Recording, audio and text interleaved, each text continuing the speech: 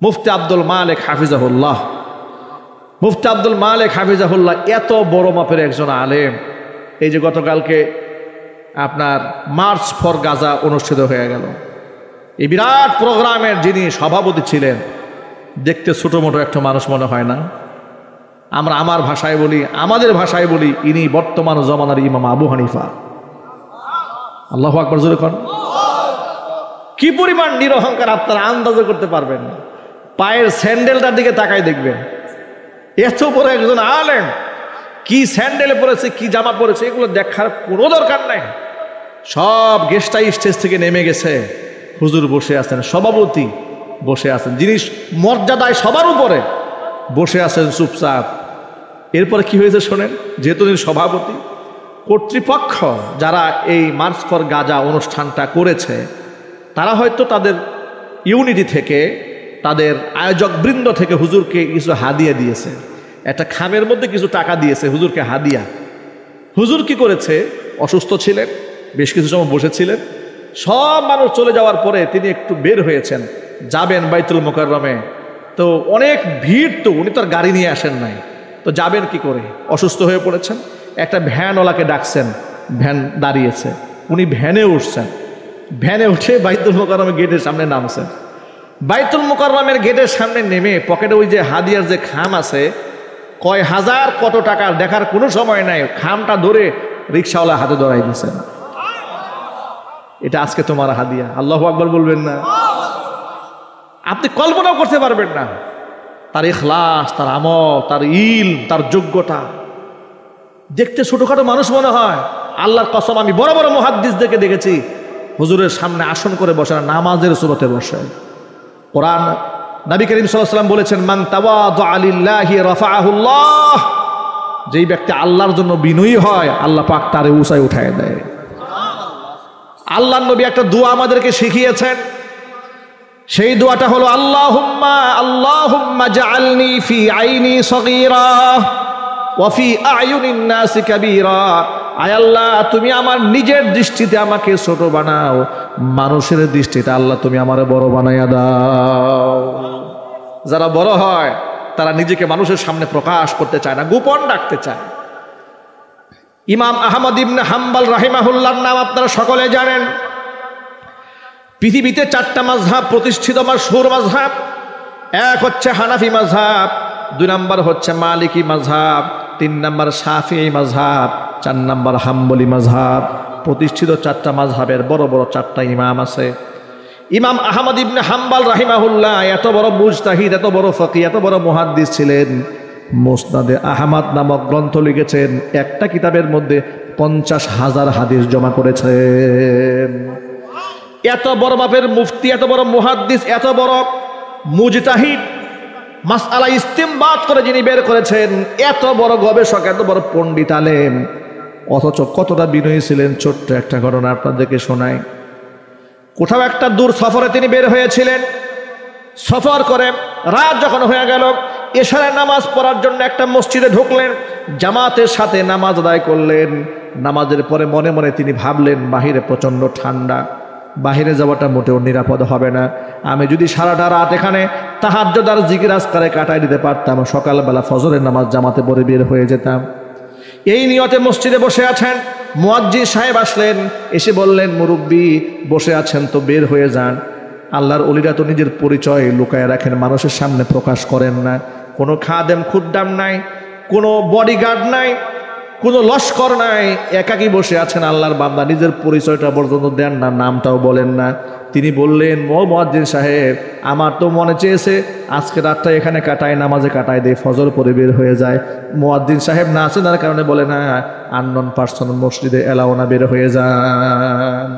মসজিদ থেকে তাকে বের করে দেওয়া হলো। ইমাম আহমদ ইবনে হাম্বল এত বড় মাপের আলেম, তখন গোটা পৃথিবী তার নাম জানে। একটু জিল্লা এখন সুবহানাল্লাহ।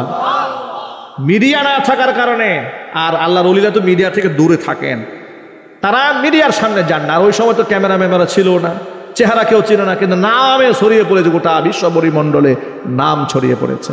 আহমদ ইবনে হাম্বল রাহিমাহুল্লাহ মনে মনে ভাবলেন, কোথায় যাওয়া যায়, একটু নিরাপদ আশ্রয় যেতে পারলে ভালো হতো। বাজারের দিকে হাঁটতে শুরু করলেন। দেখলেন বাজারের কর্নারে একটা ইয়াং ছেলে, অল্প বয়সের এক দোকানদার, সেখানে রুটি বিক্রি করছে আর তাওয়ার মধ্যে রুটি সেকতেছে।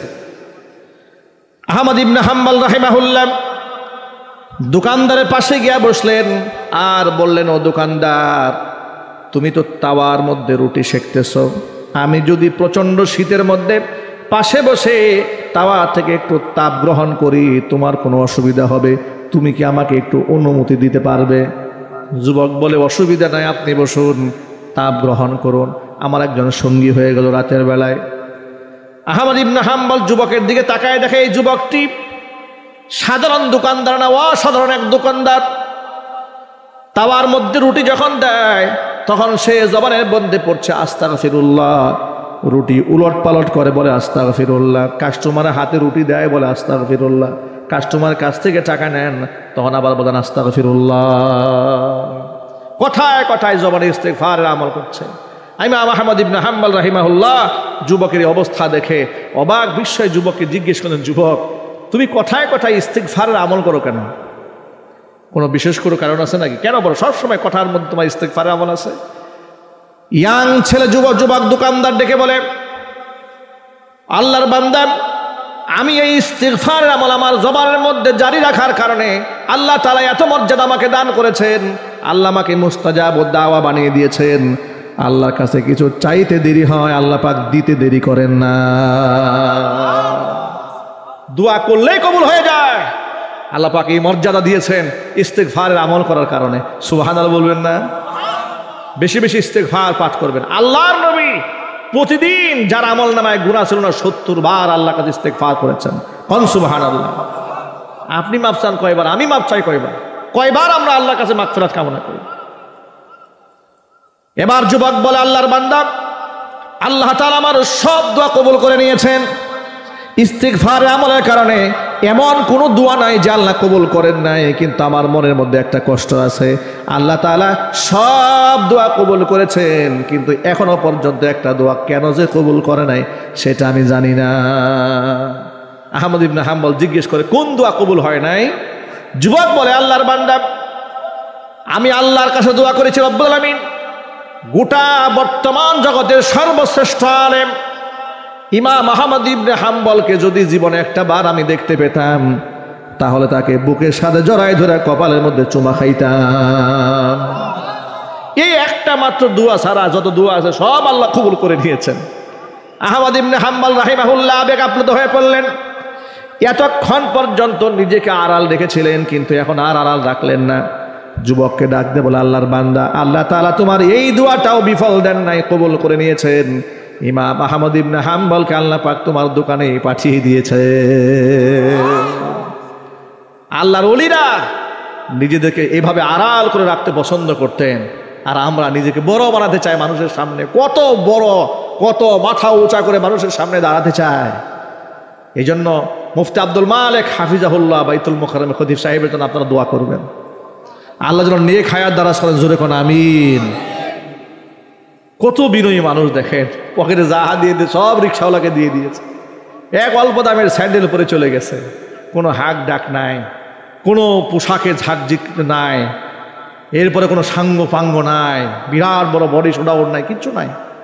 আল্লাহর বান্দা, সুবহানাল্লাহ। কত মুখলেস মানুষ আপনারা দেখেছেন না?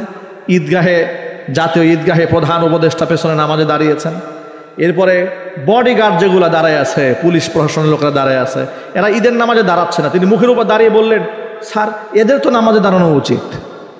সুবহানাল্লাহ। কোন রাষ্ট্রপ্রধানের সামনে এইভাবে ইমাম সাহেব কোনোদিন কোনো ইমাম সাহেব তেল মারা ছাড়া ভালো করে কথা বলে নাই, ঠিক কিনা জুড়ে বলতে হবে। এই জন্য আমরা যিনি তাকে সেখানে নিয়ে আসছেন তার জন্য আমরা দোয়া করি। আমাদের যিনি ধর্ম উপদেষ্টা ডক্টর আফম খালেদ হোসেন, তার জন্য আমরা দোয়া করি। তিনি বলেছেন, আমরা এক দরবেশকে বাইতুল মুকাররমের খতিব বানিয়েছি। সুবহানাল্লাহ বলেন। কি বলেছেন? একটা দরবেশকে বাইতুল মুকাররমের আমরা খতিব বানিয়েছি। যাই হোক ভাইরা, কথা প্রসঙ্গে অনেক কথা বলেছি, এই জন্য বললাম সব আলেম সমান না। ওই যে বলে এক আলেম আর আরেককে দেখতে পারে না, এটা কি সবাই সমান? সেটা হচ্ছে যে আলেমরা শয়তানের কাছ থেকে হিংসা খরিদ করে, তাদের মধ্যে হিংসা আছে, কিন্তু যারা আল্লাহর জন্য আল্লাহর ভয়ে নিজেকে ছোট বানায় তারা হিংসা করে না, তারা প্রকৃত ওরাসাতুল আম্বিয়া। সুবহানাল্লাহ। এবার ঈসা আলাইহিস সালাতু ওয়াস সালাম শয়তানকে জিজ্ঞেস করে, প্রথম বস্তার মধ্যে কি আছে মনে আছে তো আপনাদের, না ভুলে গেছেন? প্রথম বস্তা কি ছিল শয়তানের? কৃপণতা। বিক্রি করে কাদের কাছে? বড় লোকের কাছে, ধনীদের কাছে। দ্বিতীয় অবস্থার মধ্যে আছে কি? হিংসা। বিক্রি করে কাদের কাছে? আলেমদের কাছে। এবার জিজ্ঞেস করলেন তৃতীয় নাম্বার অবস্থায় কি? শয়তান জবাব দেয়, বলে তৃতীয় অবস্থার মধ্যে আছে জুলুম। কোথায় বিক্রি করবে এগুলো?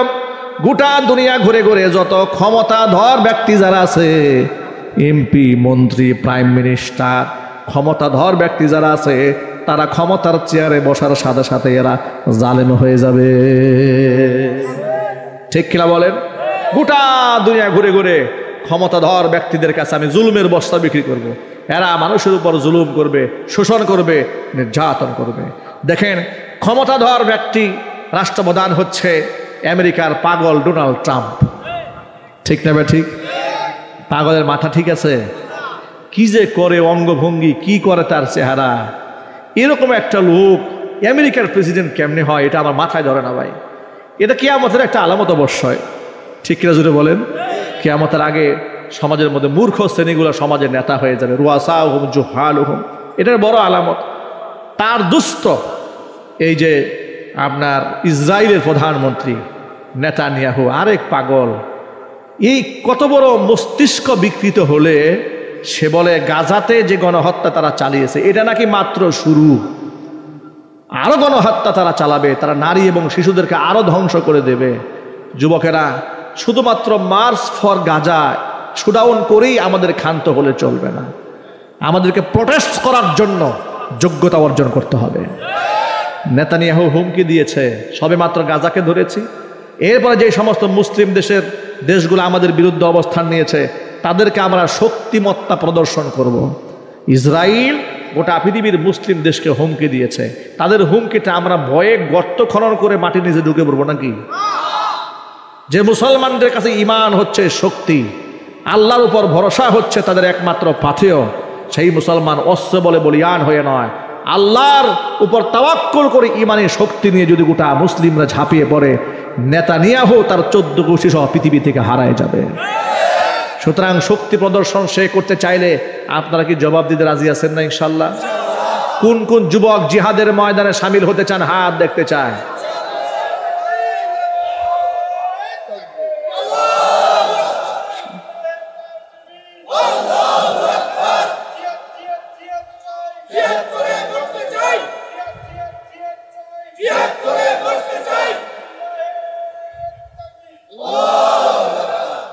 জিহাদের ব্যাপারে আল্লাহর নবী সাল্লাল্লাহু আলাইহি সাল্লাম বলেছেন, মান মাতা ওয়ালাম ইয়াগজু ওয়ালাম ইউজাফিজ গাজিয়ান। এই পৃথিবী থেকে কোনো ব্যক্তি যদি এমন অবস্থায় মারা যায়, কোনো ইমানদার যে জীবনে কোনোদিন জিহাদ করে নাই, কোনো মুজাহিদকে সাহায্য করে নাই, ওয়ালাম ইউহাদ্দিস বিহি নাফসাহু, আল্লাহর পথে জিহাদ করার সংকল্প মনে মনে আটে নাই, মা তাআলা শুবাতিম মিনান নিফাক, সে মুসলমানদের ইমানদারদের দলভুক্ত হয়ে মারা যাবে না, মুনাফিকদের দলভুক্ত হয়ে সে মারা যাবে। হোক না সে ইমাম, হোক না সে আলেম, হোক সে মুফতি কিংবা মুহাদ্দিস কিংবা পীর কিংবা খানকার দরবেশ, আল্লাহর পথে জিহাদ করার তামান্নাও যার অন্তরে নাই, সেই ব্যক্তি মুসলমান হয়ে মরবে না, মুনাফিক হয়ে মরবে। আমরা কি মুনাফিক হয়ে মরতে চাই? দুঃখজনক বাস্তবতা কি জানেন? আমাদের দেশে বিগত 16 বছরে এই জিহাদ শব্দটার উপরে 144 ধারা রাখা হয়েছিল। ঠিক না ঠিক বলেন? কোন আলেম জিহাদের কথা স্টেজে বলতে পারে নাই, কোন মসজিদের খতিব সাহেব মিম্বার থেকে জিহাদ শব্দ উচ্চারণ করতে পারে নাই। জিহাদ বললে তারা জঙ্গিবাদ, মৌলবাদ, সন্ত্রাসী আখ্যা দিয়া তারে কারাগারে ঢুকিয়ে দিয়েছে। ঠিক না ঠিক? আলহামদুলিল্লাহ, দেশ স্বাধীন হওয়ার পর আপনি জিহাদ নিয়ে কথা বলা যাচ্ছে। ইনশাল্লাহ শুধু জিহাদ নিয়ে আমরা কথা বলবো না, আমরা তো প্রস্তুত হয়ে আছি কুফফারদের বিরুদ্ধে লড়াই করার জন্য। ফিলিস্তিনের পাশে যেমন ইসরায়েল আছে, বাংলাদেশের পাশেও নব্য ইসরায়েল ভারত আছে। ঠিক না ঠিক বলেন? আপনারা আমি কি মনে করেন ভারতের কুখ্যাত কাফের নরেন্দ্র মোদী এবং তাদের নাতিপুতিরা ইসরায়েলের চাইতে কম ভয়ঙ্কর? কম ভয়ঙ্কর মনে হয় না, কম ভয়ঙ্কর নয়। ওরা ইসলাম এবং মুসলমানদের প্রকাশ্য শত্রু। তার কারণ দেখেন, ইসরায়েলে ওরা 6,000 সৈনিক পাঠিয়েছে মুসলমানদেরকে হত্যা করার জন্য।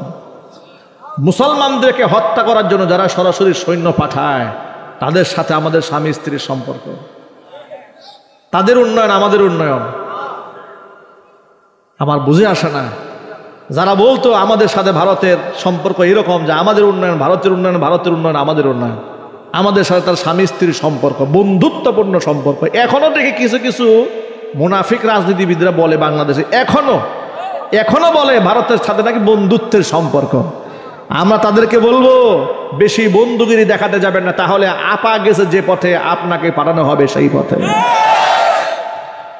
কারণ আপনি ভারতকে বন্ধু মনে করলে কি হবে, ভারত এই রাষ্ট্রকে শত্রু মনে করে। যদি বলতে হবে ঠিক কিনা বলেন? ভারত যে আমাদের প্রকাশ্য শত্রু আপনাদের সন্দেহ হয়? ভারত শুধু আওয়ামী জাহিলিয়াতের আমলে তাদের দাস দাসী আওয়ামী লীগের নেতা কর্মীদের বন্ধু, কিন্তু বাংলাদেশের শত্রু। ঠিক কিনা যদি বলতে হবে। সুতরাং আমাদের পাশেও নব্য ইসরায়েল দাঁড়িয়ে গিয়েছে, যারা আমাদের মসজিদ মাদ্রাসা দখল করার জন্য ওয়াকফ বিল পাশ করেছে। তারা মুসলমানরা সেখানে 16 লক্ষ একর জমি আল্লাহর জন্য ওয়াকফ করে দিয়েছে। মাদ্রাসা হয়েছে, মসজিদ হয়েছে, খানকা হয়েছে, কবরস্থান হয়েছে, আলহামদুলিল্লাহ বলেন। সেই জমিগুলা দখল করার জন্য তারা ওয়াকফের নতুন আইন করেছে। সেই ওয়াকফ সম্পত্তির মধ্যে মালিকানা 2 জন হিন্দু বাধ্যতামূলক রাখতে হবে। ঘিন্নার সাথে বলে নাউজুবিল্লাহি মিন যালিক। এগুলা তারা করেছে। মসজিদ ভেঙে মন্দির নির্মাণ করেছে, অসংখ্য মুসলমানকে কারাগারে বন্দী করেছে, অসংখ্য মুসলমানদের বাড়িঘর বুলডোজার দিয়ে জ্বালিয়ে দিয়েছে, ভেঙে টুকরা টুকরা করে দিয়েছে, অসংখ্য মুসলমানের মুখে দাড়ি ধরে জোর করে জয় শ্রীরাম বলাচ্ছে। এভাবে প্রকাশ্যে প্রতিনিয়ত ইসলামের বিরুদ্ধাচরণ যারা করছে, হাতছানি দিচ্ছে গজওয়াতুল হিন্দ। আপনি নিজেকে আড়াল রাখতে চাইলেও নিজেকে আড়াল রাখতে পারবেন না। সুতরাং এখন থেকে ইমানি চেতনা জাগ্রত করে জিহাদের জন্য প্রস্তুতি গ্রহণ করে থাকতে হবে। হয়তো আপনারা আল্লাহর গোলাম হয়ে মরবেন, না হয় কাফেরদের গোলাম হয়ে মরবেন। মরতে আপনাকে হবেই। আপনি কার গোলাম হয়ে মরবেন? আল্লাহর গোলাম হয়ে মরতে চান কারা কারা? দুহাত দেখতে চাচ্ছি। আল্লাহ আমাদের কবুল করেন। জোরে করে আমিন, চিল্লা করে আমিন। ভয়ের কোনো কারণ নাই যুবক ভাইয়ের আমার। আল্লাহর পথে যারা জীবন দেয় তারা মরে না, ওরা জিন্দা হয়ে যায়। উহুদের ময়দানে জাবের রাদিয়াল্লাহু তাআলা আনহুর পিতা 100 বছর বয়স তার আব্দুল্লাহ ইবনে আমর ইবনে হারাম শহীদ হয়ে গেলেন। জাবের রাদিয়াল্লাহু তাআলা আনহুর মনটা খারাপ হয়ে গেল। নবীজি সাল্লাল্লাহু আলাইহি ওয়াসাল্লাম জাবেরকে ডাক দিয়ে বলেন, জাবের, তোমার পিতা আব্দুল্লাহ ইবনে আমর ইবনে হারাম শহীদ হওয়ার পরে আল্লাহর সাথে কি কথোপকথন হয়েছে তুমি কি জানো? জাবের বললেন, আল্লাহু ওয়া রাসূলুহু আলাম, সেটা আল্লাহ এবং তার রাসূলই ভালো জানেন। হুজুর সাল্লাল্লাহু আলাইহি ওয়াসাল্লাম বললেন, শোনো, তোমার পিতা আব্দুল্লাহ কি? আল্লাহ পাক ডেকে বললেন, আব্দুল্লাহ রে, তুমি শহীদ হয়েছো, তুমি আমার কাছে যা চাবে তোমাকে তাই দেওয়া হবে। তখন আব্দুল্লাহ রাদিয়াল্লাহু তাআলা আনহু আল্লাহকে ডাক দিয়ে বলেন, রব্বুল আমিন, চাওয়ার যেহেতু সুযোগ আপনি দিয়েছেন, তেমন কিচ্ছু চাই না, দুনিয়াতে শুধু আপনি আমাকে আরেকটা বার পাঠাইয়া দেন। আপনার পথে, আল্লাহর পথে জিহাদের ময়দানে শহীদ হওয়ার যে এত সম্মান আর মর্যাদা, এটা তো আন্দাজ আগে ছিল না। আপনি আমাকে দুনিয়াতে পাঠাইয়া দেন যাতে করে আরেকটা বার জীবন দিয়ে শহীদ হয়ে আপনার কাছে ফিরে আসতে পারি।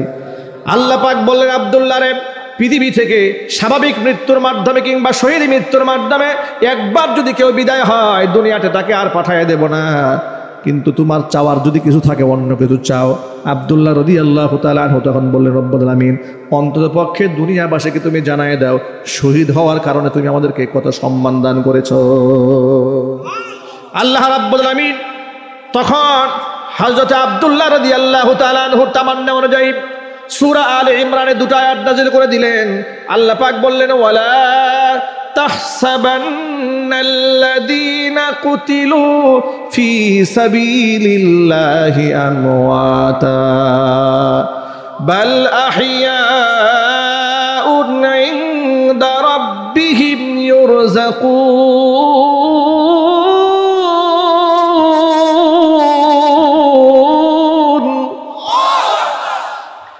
فرحين بما آتاهم الله من فضله ويستبشرون بالذين لم يلحقوا بهم من خلفهم আল্লা খাউফুন আলাইহিম ওয়ালা হুম ইয়াহজানুন।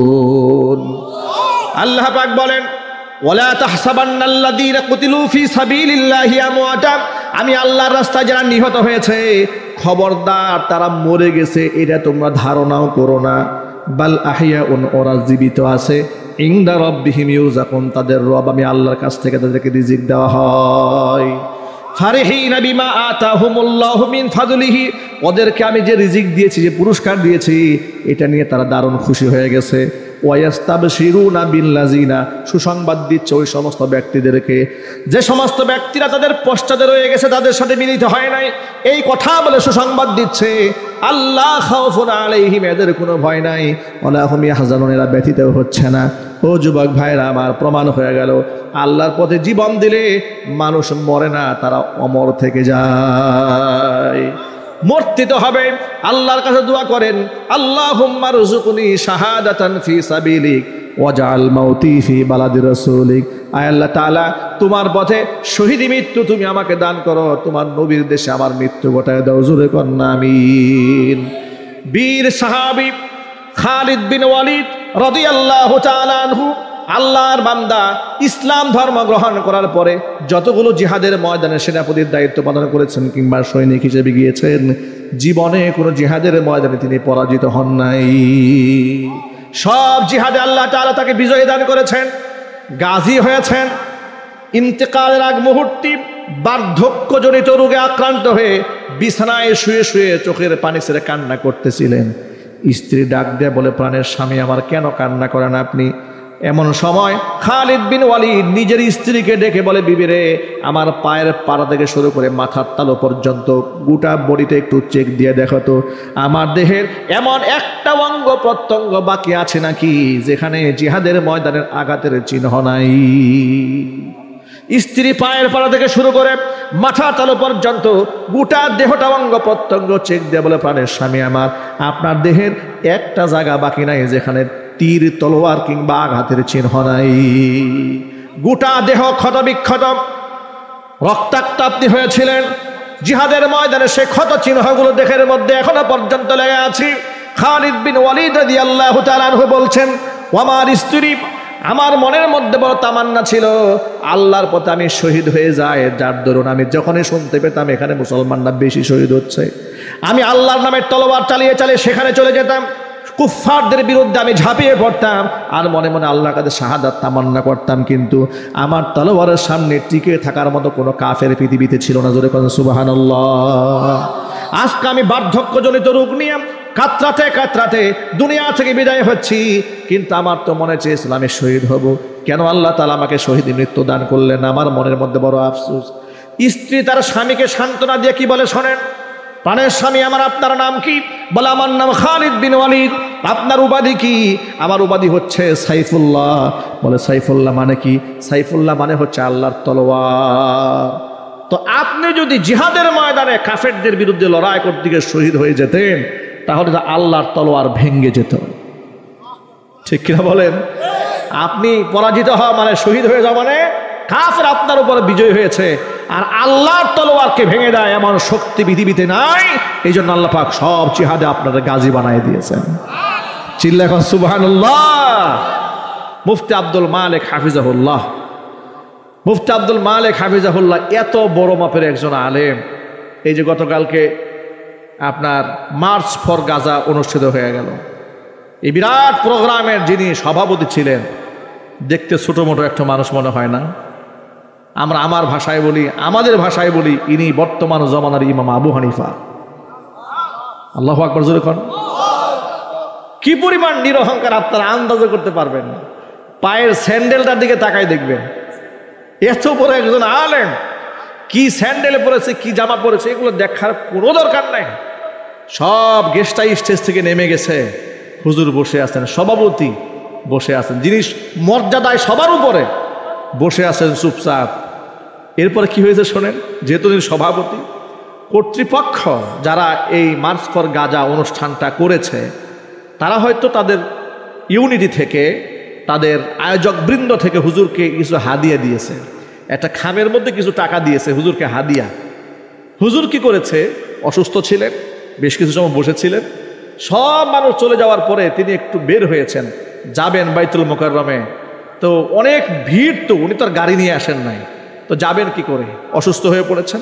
একটা ভ্যানওয়ালাকে ডাকছেন, ভ্যান দাঁড়িয়েছে, উনি ভ্যানে উঠছেন, ভ্যানে উঠে বাইতুল মুকাররমের গেটের সামনে নামছেন। বাইতুল মুকাররমের গেটের সামনে নেমে পকেটে ওই যে হাদিয়ার যে খাম আছে, কয় হাজার কত টাকার দেখার কোনো সময় নাই, খামটা ধরে রিক্সাওয়ালা হাতে ধরাই দিয়েছেন, এটা আজকে তোমার হাদিয়া। আল্লাহু আকবার বলবেন না? আপনি কল্পনাও করতে পারবেন না তার ইখলাস, তার আমল, তার ইলম, তার যোগ্যতা। দেখতে ছোটখাটো মানুষ মনে হয়, আল্লাহর কসম আমি বড় বড় মুহাদ্দিসদেরকে দেখেছি হুজুরের সামনে আসন করে বসে না, নামাজের সুরতে বসে। কোরআন নবী করিম সাল্লাল্লাহু আলাইহি ওয়াসাল্লাম বলেছেন, মান তাওয়াদা লিল্লাহি রাফাআহুল্লাহ, যেই ব্যক্তি আল্লাহর জন্য বিনয়ী হয় আল্লাহ পাক তারে উঁচায় উঠায় দেয়। আল্লাহর নবী একটা দোয়া আমাদেরকে শিখিয়েছেন, সেই দোয়াটা হলো আল্লাহুম্মা আল্লাহুম্মা জাআলনি ফি আইনি সগীরা ওয়া ফি আয়ুনিন নাসি কাবীরা। আয় আল্লাহ, তুমি আমার নিজের দৃষ্টিতে আমাকে ছোট বানাও, মানুষের দৃষ্টিতে আল্লাহ তুমি আমারে বড় বানাইয়া দাও। যারা বড় হয় তারা নিজেকে মানুষের সামনে প্রকাশ করতে চায় না, গোপন রাখতে চায়। ইমাম আহমদ ইবনে হাম্বল রাহিমাহুল্লাহর নাম আপনারা সকলে জানেন। পৃথিবীতে 4টা মাযহাব প্রতিষ্ঠিত, মাশহুর মাযহাব। এক হচ্ছে হানাফি মাযহাব, 2 নম্বর হচ্ছে মালিকি মাযহাব, 3 নম্বর শাফিঈ মাযহাব, 4 নম্বর হাম্বলি মাযহাব। প্রতিষ্ঠিত 4টা মাযহাবের বড় বড় 4টা ইমাম আছে। ইমাম আহমদ ইবনে হাম্বল রাহিমাহুল্লাহ এত বড় মুজতাহিদ, এত বড় ফকিহ, এত বড় মুহাদ্দিস ছিলেন, মুসনাদে আহমদ নামক গ্রন্থ লিখেছেন। একটা কিতাবের মধ্যে 50,000 হাদিস জমা করেছেন। এত বড় মাপের মুফতি, এত বড় মুহাদ্দিস, এত বড় মুজতাহিদ, মাসআলা ইস্তিমবাত করে যিনি বের করেছেন, এত বড় গবেষক, এত বড় পণ্ডিত আলেম, অথচ কতটা বিনয়ী ছিলেন। ছোট্ট একটা ঘটনা আপনাদেরকে শোনাই। কোথাও একটা দূর সফরে তিনি বের হয়েছিলেন। সফর করে রাত যখন হয়ে গেল, এশারের নামাজ পড়ার জন্য একটা মসজিদে ঢুকলেন, জামাতের সাথে নামাজ আদায় করলেন। নামাজের পরে মনে মনে তিনি ভাবলেন, বাহিরে প্রচণ্ড ঠান্ডা, বাহিরে যাওয়াটা মোটেও নিরাপদ হবে না। আমি যদি সারাটা রাত এখানে তাহাজ্জুদ আর জিকির আজকারে কাটাই দিতে পারতাম, সকালবেলা ফজরের নামাজ জামাতে পড়ে বের হয়ে যেতাম। এই নিয়তে মসজিদে বসে আছেন। মুয়াজ্জিন সাহেব আসলেন, এসে বললেন, মুরব্বী বসে আছেন তো বের হয়ে যান। আল্লাহর ওলিরা তো নিজের পরিচয় লুকায় রাখেন, মানুষের সামনে প্রকাশ করেন না। কোনো খাদেম খুদ্দাম নাই, কোনো বডিগার্ড নাই, কোনো লস্কর নাই, একাকী বসে আছেন আল্লাহর বান্দা, নিজের পরিচয়টা পর্যন্ত দেন না, নামটাও বলেন না। তিনি বললেন, মুয়াজ্জিন সাহেব, আমার তো মনে চেয়েছে আজকে রাতটা এখানে কাটায়, নামাজে কাটায় দেয়, ফজর পরে বের হয়ে যায়। মুয়াজ্জিন সাহেব না চেনার কারণে বলে না, আননোন পারসন মসজিদে এলাও না, বের হয়ে যান। মসজিদ থেকে তাকে বের করে দেওয়া হলো। ইমাম আহমদ ইবনে হাম্বল এত বড় মাপের আলেম, তখন গোটা পৃথিবী তার নাম জানে। একটু জিল্লা এখন সুবহানাল্লাহ। মিডিয়া না থাকার কারণে, আর আল্লাহর ওলিরা তো মিডিয়া থেকে দূরে থাকেন, তারা মিডিয়ার সামনে যান না। আর ওই সময় তো ক্যামেরা ম্যামেরা ছিল না, চেহারা কেউ ছিল না, কিন্তু নামে ছড়িয়ে পড়েছে, গোটা বিশ্ব পরিমণ্ডলে নাম ছড়িয়ে পড়েছে। আহমদ ইবনে হাম্বল রাহিমাহুল্লাহ মনে মনে ভাবলেন, কোথায় যাওয়া যায়, একটু নিরাপদ আশ্রয় যেতে পারলে ভালো হতো। বাজারের দিকে হাঁটতে শুরু করলেন। দেখলেন বাজারের কর্নারে একটা ইয়াং ছেলে, অল্প বয়সের এক দোকানদার, সেখানে রুটি বিক্রি করছে আর তাওয়ার মধ্যে রুটি সেকতেছে।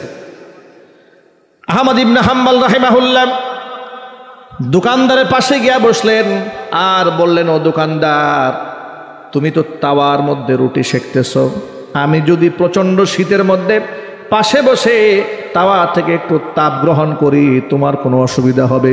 তুমি কি আমাকে একটু অনুমতি দিতে পারবে? যুবক বলে, অসুবিধা নাই, আপনি বসুন, তাপ গ্রহণ করুন। আমার একজন সঙ্গী হয়ে গেল রাতের বেলায়।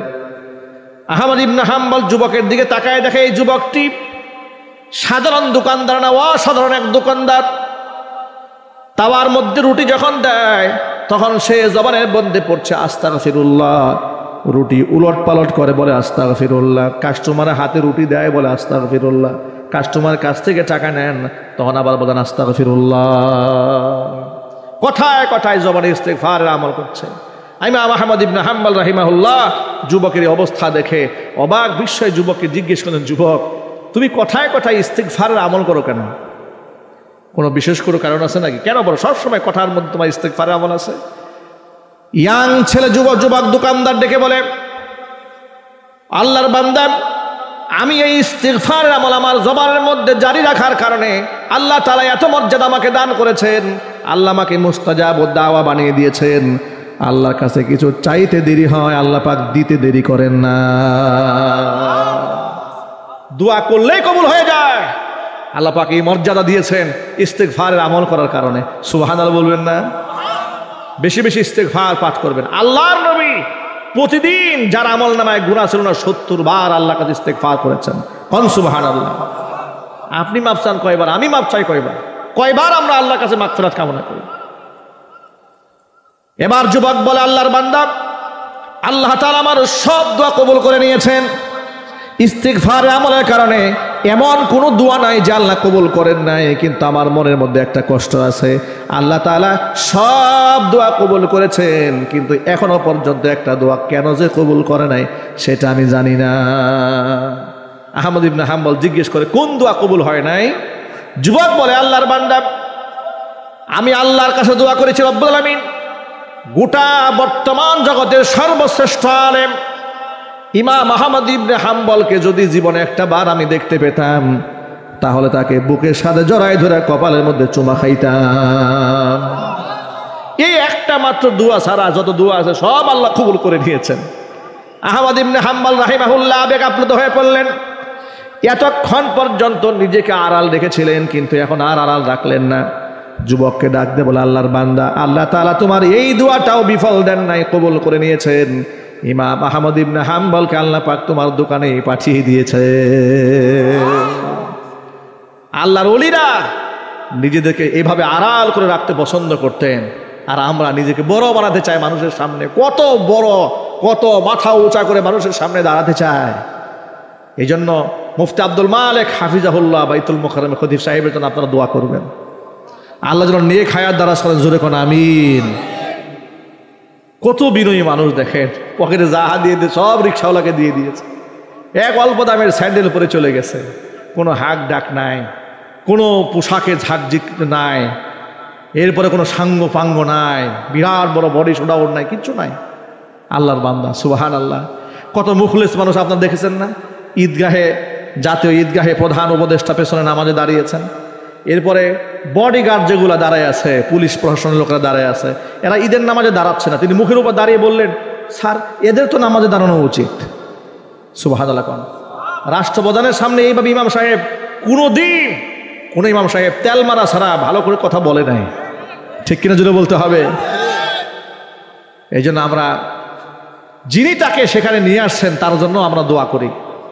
আমাদের যিনি ধর্ম উপদেষ্টা ডক্টর আফম খালেদ হোসেন, তার জন্য আমরা দোয়া করি। তিনি বলেছেন, আমরা এক দরবেশকে বাইতুল মুকাররমের খতিব বানিয়েছি। সুবহানাল্লাহ বলেন। কি বলেছেন? একটা দরবেশকে বাইতুল মুকাররমের আমরা খতিব বানিয়েছি। যাই হোক ভাইরা, কথা প্রসঙ্গে অনেক কথা বলেছি। এই জন্য বললাম সব আলেম সমান না। ওই যে বলে এক আলেম আর এককে দেখতে পারে না, এটা কি সবাই সমান? সেটা হচ্ছে যে আলেমরা শয়তানের কাছ থেকে হিংসা খরিদ করে, তাদের মধ্যে হিংসা আছে, কিন্তু যারা আল্লাহর জন্য আল্লাহর ভয়ে নিজেকে ছোট বানায় তারা হিংসা করে না, তারা প্রকৃত ওরাসাতুল আম্বিয়া। সুবহানাল্লাহ। এবার ঈসা আলাইহিস সালাতু ওয়াস সালাম শয়তানকে জিজ্ঞেস করে, প্রথম বস্তার মধ্যে কি আছে? মনে আছে তো আপনাদের? না ভুলে গেছেন? প্রথম বস্তা কি ছিল শয়তানের? কৃপণতা। বিক্রি করে কাদের কাছে? বড় লোকের কাছে, ধনীদের কাছে। দ্বিতীয় অবস্থার মধ্যে আছে কি? হিংসা। বিক্রি করে কাদের কাছে? আলেমদের কাছে। এবার জিজ্ঞেস করলেন তৃতীয় নাম্বার অবস্থায় কি? শয়তান জবাব দেয়, বলে তৃতীয় অবস্থার মধ্যে আছে জুলুম। কোথায় বিক্রি করবে এগুলো? গোটা দুনিয়া ঘুরে ঘুরে যত ক্ষমতাধর ব্যক্তি যারা আছে, এমপি, মন্ত্রী, প্রাইম মিনিস্টার, ক্ষমতাধর ব্যক্তি যারা আছে, তারা ক্ষমতার চেয়ারে বসার সাথে সাথে এরা জালেম হয়ে যাবে। ঠিক কিনা বলেন? গোটা দুনিয়া ঘুরে ঘুরে ক্ষমতাধর ব্যক্তিদের কাছে আমি জুলুমের বস্তা বিক্রি করব। এরা মানুষের উপর জুলুম করবে, শোষণ করবে, নির্যাতন করবে। দেখেন, ক্ষমতাধর ব্যক্তি রাষ্ট্রপ্রধান হচ্ছে আমেরিকার পাগল ডোনাল্ড ট্রাম্প। ঠিক না ভাই? ঠিক। পাগলের মাথা ঠিক আছে? কি যে করে অঙ্গভঙ্গি, কি করে তার চেহারা, এরকম একটা লোক আমেরিকার প্রেসিডেন্ট কেমনে হয় এটা আমার মাথায় ধরে না ভাই। এটা কিয়ামতের একটা আলামত অবশ্যই, ঠিক কিনা জুড়ে বলেন? কিয়ামতের আগে সমাজের মধ্যে মূর্খ শ্রেণীগুলো সমাজের নেতা হয়ে যাবে, রুয়াসাহুম জুহালুহুম, এটার বড় আলামত।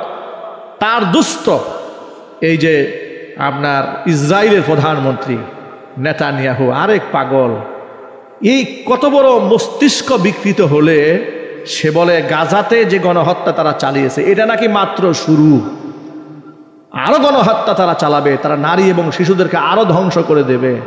যুবকেরা শুধুমাত্র মার্চ ফর গাজা শুডাউন করেই আমাদের ক্ষান্ত হলে চলবে না, আমাদেরকে প্রটেস্ট করার জন্য যোগ্যতা অর্জন করতে হবে। নেতানিয়াহু হুমকি দিয়েছে, সবে মাত্র গাজাকে ধরেছি, এরপরে যে সমস্ত মুসলিম দেশগুলো আমাদের বিরুদ্ধে অবস্থান নিয়েছে তাদেরকে আমরা শক্তিমত্তা প্রদর্শন করব। ইসরায়েল গোটা পৃথিবীর মুসলিম দেশকে হুমকি দিয়েছে, তাদের হুমকিটা আমরা ভয়ে গর্ত খনন করে মাটির নিচে ঢুকে পড়বো নাকি? যে মুসলমানদের কাছে ঈমান হচ্ছে শক্তি, আল্লাহর উপর ভরসা হচ্ছে তাদের একমাত্র পাথেয়, সেই মুসলমান অস্ত্র বলে বলিয়ান হয়ে নয়, আল্লাহর উপর তাওয়াক্কুল করে ঈমানে শক্তি নিয়ে যদি গোটা মুসলিমরা ঝাঁপিয়ে পড়ে, নেতানিয়াহু তার 14 গোষ্ঠী সহ পৃথিবী থেকে হারায় যাবে। সুতরাং শক্তি প্রদর্শন সে করতে চাইলে আপনারা কি জবাব দিতে রাজি আছেন না ইনশাল্লাহ? কোন কোন যুবক জিহাদের ময়দানে শামিল হতে চান? হাত দেখতে চায়।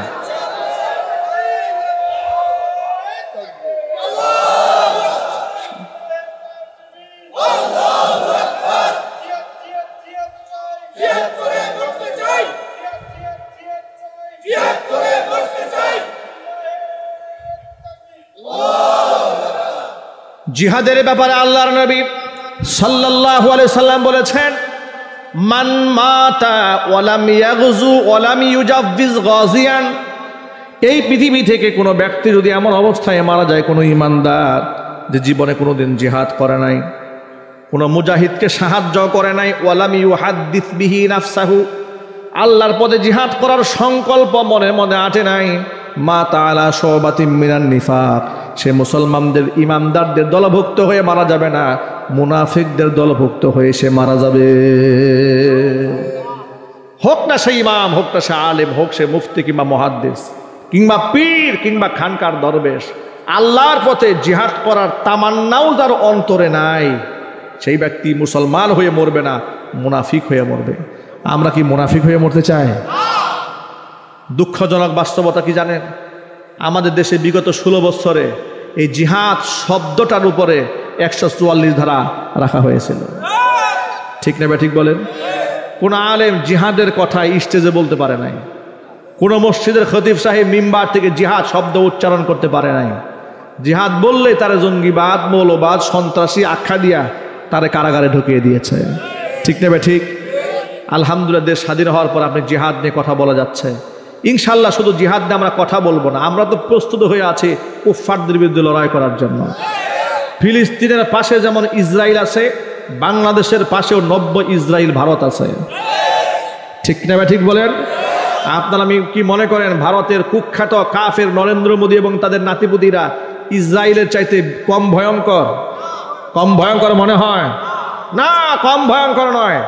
ওরা ইসলাম এবং মুসলমানদের প্রকাশ্য শত্রু।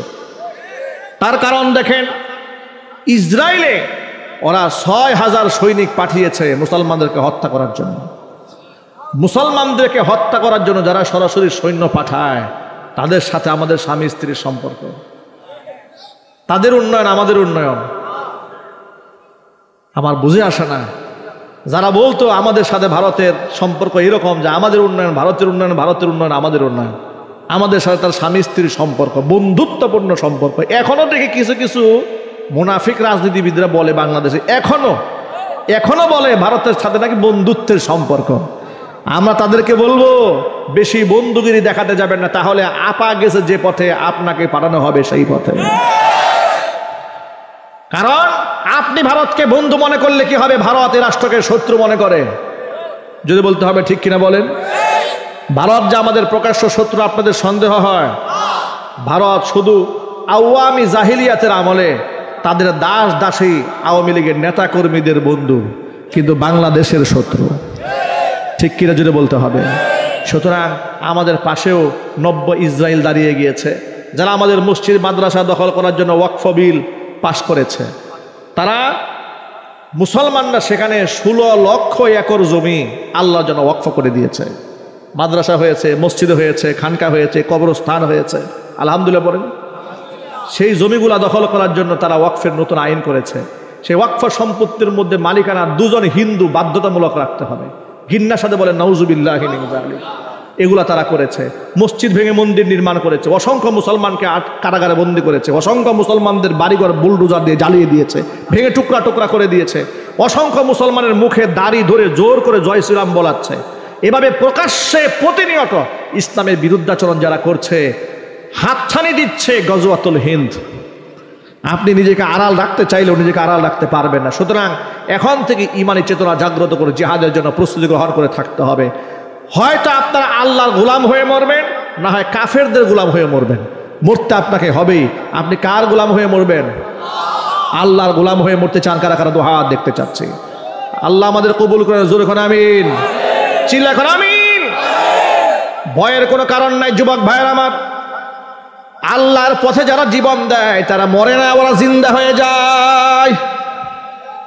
উহুদের ময়দানে জাবের রাদিয়াল্লাহু তাআলা আনহুর পিতা 100 বছর বয়স তার আব্দুল্লাহ ইবনে আমর ইবনে হারাম শহীদ হয়ে গেলেন। জাবের রাদিয়াল্লাহু তাআলা আনহুর মনটা খারাপ হয়ে গেল। নবীজি সাল্লাল্লাহু আলাইহি ওয়াসাল্লাম জাবেরকে ডাক দিয়ে বলেন, জাবের, তোমার পিতা আব্দুল্লাহ ইবনে আমর ইবনে হারাম শহীদ হওয়ার পরে আল্লাহর সাথে কি কথোপকথন হয়েছে তুমি কি জানো? জাবের বললেন, আল্লাহু ওয়া রাসূলুহু আলাম, সেটা আল্লাহ এবং তার রাসূলই ভালো জানেন। হুজুর সাল্লাল্লাহু আলাইহি ওয়াসাল্লাম বললেন, শোনো, তোমার পিতা আব্দুল্লাহ কি? আল্লাহ পাক ডেকে বললেন, আব্দুল্লাহ রে, তুমি শহীদ হয়েছো, তুমি আমার কাছে যা চাবে তোমাকে তাই দেওয়া হবে।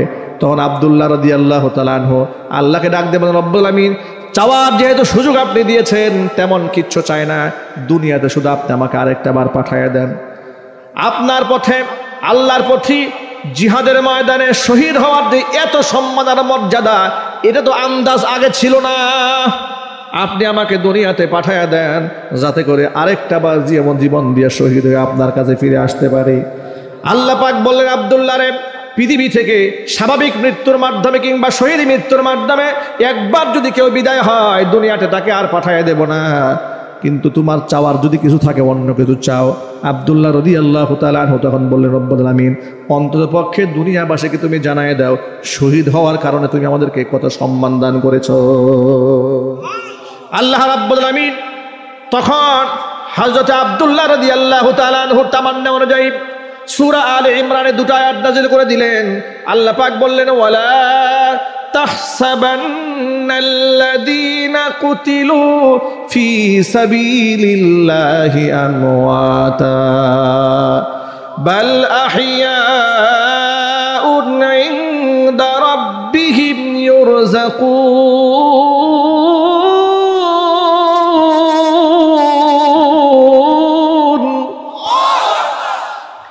فرحين بما آتاهم الله من فضله ويستبشرون بالذين لم يلحقوا بهم من خلفهم ألا خوف عليهم ولا هم يحزنون।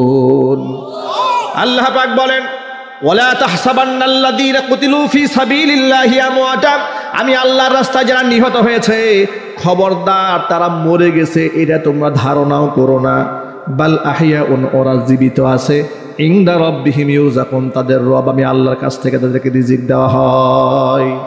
ফারিহিনা বিমা আতাহুমুল্লাহু মিন ফাদলিহি, ওদেরকে আমি যে রিজিক দিয়েছি, যে পুরস্কার দিয়েছি, এটা নিয়ে তারা দারুণ খুশি হয়ে গেছে। ওয়ায়াস্তাবশিরুনা বিল্লাযিনা, সুসংবাদ দিচ্ছে ওই সমস্ত ব্যক্তিদেরকে যে সমস্ত ব্যক্তিরা তাদের পশ্চাতে রয়ে গেছে, তাদের সাথে মিলিত হয় নাই, এই কথা বলে সুসংবাদ দিচ্ছে, আল্লাহ খাউফুন আলাইহিম, এদের কোনো ভয় নাই, ওয়ালা হুম ইয়াহজানুন, এরা ব্যথিত হচ্ছে না। ও যুবক ভাইরা আমার, প্রমাণ হয়ে গেল আল্লাহর পথে জীবন দিলে মানুষ মরে না, তারা অমর থেকে যায়। মরতে তো হবে। আল্লাহর কাছে দোয়া করেন, আল্লাহুম্মা রযুকনি শাহাদাতান ফি সাবিলিক, ওয়াজআল মাউতি ফি বালাদি রাসূলিক। আয় আল্লাহ তাআলা, তোমার পথে শহীদি মৃত্যু তুমি আমাকে দান করো, তোমার নবীর দেশে আমার মৃত্যু ঘটায় দাও, জোরে কর না আমিন। বীর সাহাবী খালিদ বিন ওয়ালিদ রাদিয়াল্লাহু তাআলা আনহু, আল্লাহর বান্দা, ইসলাম ধর্ম গ্রহণ করার পরে যতগুলো জিহাদের ময়দানে সেনাপতির দায়িত্ব পালন করেছেন কিংবা সৈনিক হিসেবে গিয়েছেন, জীবনে কোনো জিহাদের ময়দানে তিনি পরাজিত হন নাই। সব জিহাদে আল্লাহ তাআলা তাকে বিজয় দান করেছেন, গাজী হয়েছেন। ইন্তেকালের আগ মুহূর্তে বার্ধক্যজনিত রোগে আক্রান্ত হয়ে বিছানায় শুয়ে শুয়ে চোখের পানি ছেড়ে কান্না করতেছিলেন। স্ত্রী ডাক দেয়া বলে, প্রাণের স্বামী আমার, কেন কান্না করেন আপনি? এমন সময় খালিদ বিন ওয়ালিদ নিজের স্ত্রীকে ডেকে বলে, বিবি রে, আমার পায়ের পাড়া থেকে শুরু করে মাথার তালু পর্যন্ত গোটা বডিতে একটু চেক দিয়ে দেখো তো, আমার দেহের এমন একটা অঙ্গ প্রত্যঙ্গ বাকি আছে নাকি যেখানে জিহাদের ময়দানের আঘাতের চিহ্ন নাই। স্ত্রী পায়ের পাড়া থেকে শুরু করে মাথা তালু পর্যন্ত গোটা দেহটা অঙ্গ প্রত্যঙ্গ চেক দিয়ে বলে, প্রাণের স্বামী আমার, আপনার দেহের একটা জায়গা বাকি নাই যেখানে তীর তলোয়ার কিংবা আঘাতের চিহ্ন নাই। গোটা দেহ ক্ষত বিক্ষত, রক্তাক্ত আপনি হয়েছিলেন জিহাদের ময়দানে। সে ক্ষত চিহ্নগুলো দেহের মধ্যে এখনো পর্যন্ত লেগে আছে। খালিদ বিন ওয়ালিদ রাদিয়াল্লাহু তাআলা আনহু বলছেন, আমার স্ত্রী, আমার মনের মধ্যে বড় তামান্না ছিল আল্লাহর পথে আমি শহীদ হয়ে যাই, যার দরুন আমি যখনই শুনতে পেতাম এখানে মুসলমানরা বেশি শহীদ হচ্ছে, আমি আল্লাহর নামে তলোয়ার চালিয়ে চালিয়ে সেখানে চলে যেতাম, কুফফারদের বিরুদ্ধে আমি ঝাঁপিয়ে পড়তাম আর মনে মনে আল্লাহর কাছে শাহাদাত তামান্না করতাম। কিন্তু আমার তলোয়ারের সামনে টিকে থাকার মতো কোনো কাফের পৃথিবীতে ছিল না। জোরে বলেন সুবহানাল্লাহ। আজকে আমি বার্ধক্যজনিত রোগ নিয়ে কাতরাতে কাতরাতে দুনিয়া থেকে বিদায় হচ্ছি, কিন্তু আমার তো মনে চেয়েছিল আমি শহীদ হব। কেন আল্লাহ তাআলা আমাকে শহীদ মৃত্যু দান করলেন? আমার মনের মধ্যে বড় আফসোস। স্ত্রী তার স্বামীকে সান্ত্বনা দিয়ে কি বলে শোনেন, প্রাণের স্বামী আমার, আপনার নাম কি? বলে, আমার নাম খালিদ বিন ওয়ালিদ। আপনার উপাধি কি? আমার উপাধি হচ্ছে সাইফুল্লাহ। বলে, সাইফুল্লাহ মানে কি? সাইফুল্লাহ মানে হচ্ছে আল্লাহর তলোয়ার। তো আপনি যদি জিহাদের ময়দানে কাফেরদের বিরুদ্ধে লড়াই করতে গিয়ে শহীদ হয়ে যেতেন, তাহলে তো আল্লাহর তলোয়ার ভেঙ্গে যেত, ঠিক কিনা বলেন? আপনি পরাজিত হওয়া মানে, শহীদ হয়ে যাওয়া মানে কাফের আপনার উপর বিজয় হয়েছে, আর আল্লাহর তলোয়ারকে ভেঙে দেয় এমন শক্তি পৃথিবীতে নাই। এই জন্য আল্লাহ পাক সব জিহাদে আপনাদের গাজী বানাই দিয়েছেন। চিল্লা এখন সুবহানাল্লাহ। তবে হতাশ হওয়ার কিছু নাই। হুজুর বলেছেন, জিহাদে আল্লাহর পথে গিয়া শহীদ হওয়ার তামান্না যদি অন্তরে পোষণ করে কেউ বিছানায় শুয়েও মারা যায়, আল্লাহ পাক তাকে শহীদের মর্যাদা দান করে দিবেন। সুতরাং যুবকেরা, আমাদের দেশে এই মুহূর্তে জিহাদের পরিস্থিতি তৈরি হয় নাই, কিন্তু হতে খুব একটা বাকিও নাই। আমাদের এখন থেকে ইমানে প্রস্তুতি নিয়ে রাখতে হবে। পারবো না ইনশাআল্লাহ? জোরে বলেন ইনশাআল্লাহ। আল্লাহ যেন কবুল করেন, জোরে করেন আমিন। আল্লাহ তাআলা আমাদের ইমানি শক্তিকে বৃদ্ধি করে দেন। আল্লাহ রাব্বুল আলামিন কাল কিয়ামতের কঠিন ময়দানে এই মাহফিল আমাদের সকলের নাজাতের জরিয়া বানান। আমরা শারীরিকভাবে, আমি ব্যক্তিগতভাবে খুবই অসুস্থ, আপনারা একটু দোয়া করবেন। আল্লাহ রাব্বুল আলামিন যেন আমাকে সুস্থতার নিয়ামত দান করেন। গভীর রাত হয়েছে, হুজুর আজান ফোনে অনেক শুনেছি, এবার একটু দয়া করে শুনতে চাচ্ছি। দয়া করে একটু যদি আজান দিয়ে আমাদের শোনাতেন। মোহাম্মদ আব্দুল্লাহ, কি আজান আপনারা শুনেছেন? কোথায় শুনেছেন? বোটবাজার